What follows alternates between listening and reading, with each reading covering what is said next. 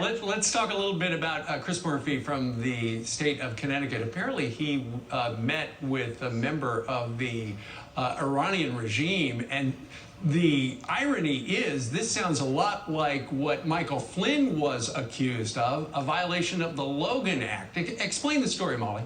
Exactly. That's what I found interesting. I broke this story a couple days ago that he had this meeting with the Iranian foreign minister. And what is so interesting about this is just a few years ago, when Mike Flynn, as an incoming member of the Trump administration, had a conversation with his Russian counterpart, Chris Murphy thought that this was treasonous, illegal, right, that Mike Flynn needed to have his life ruined. And also the Department of Justice and media figures said that this was a legitimate Logan Act violation, even though Mike Flynn was the incoming national security advisor. But now when Chris Murphy is having secret meetings in the hotel rooms of Iranian leaders, and not just Iranian leaders, this is a sanctioned individual by the U.S. government, and he only admitted it after my story broke. Now he thinks that's perfectly fine and in fact a very good thing. So I think there's a lot of hypocrisy on display. He says that because he's a senator, he's allowed to do this, but it was reported that people who weren't senators, such as John Kerry, were also in this meeting, which would mean that maybe he thinks John Kerry violated. Oh, maybe an alternative foreign policy. Yeah. No, Pete, do you have the New York Times? I want to look it up because I'm sure that this story is in the New York Times somewhere right now. Mollie, is that right?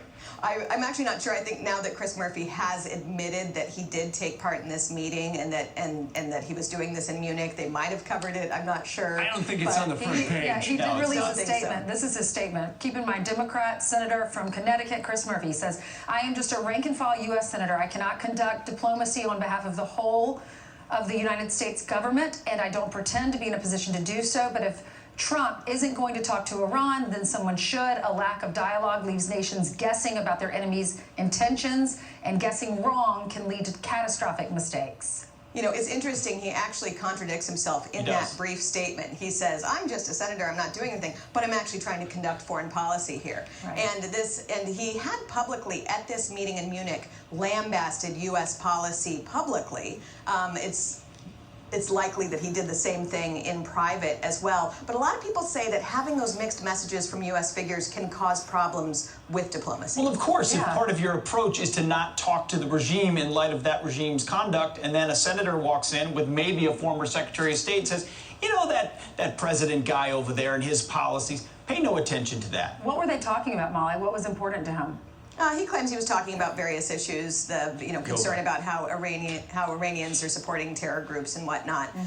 But yes, it would be in contradiction to the stated U.S. foreign policy, and it's why usually when you do these things, you have meetings, you let the State Department know what you're doing, you get approval, you make sure that you're not messing anything up that's being done that you don't know about. Well, good job breaking the story, Mollie. Well done. Thank you. Mollie. Thank you, Mollie.